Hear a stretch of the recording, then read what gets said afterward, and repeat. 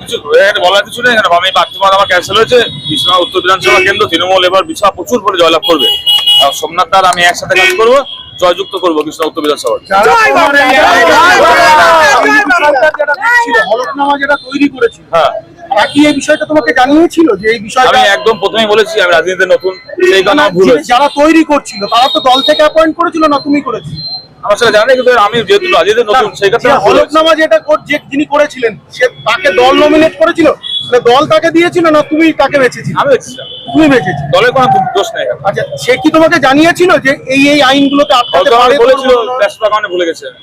আচ্ছা, এর ভিতরে কি দলের যারা মানে যে যারা নমিনেশন করলো, যারা সিনিয়র যারা, তারা কি মানে আরেকটু আগে দলের কর্মী যারা আমার গার্জেন, সিনিয়র যারা গার্জেন যদি মনে করতে পারে, জানতে পারতো এরকম কিছু ইনসিডেন্ট ঘটতে পারে তাহলে আমরা অনেকদিন আগে তারা আমাকে জানাতো। নিশ্চয়ই আমরা কেউ বুঝতে পারিনি।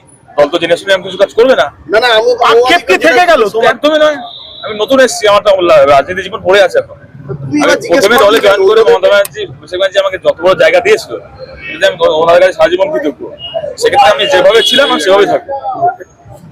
আমার টার্গেট ছিল প্রথম থেকে কৃষ্ণনগর উত্তর বিধানসভাকে জেতানোর জন্য তৃণমূল কংগ্রেস হয়ে। টার্গেট থেকে আমি 1 ইঞ্চি সরিনি।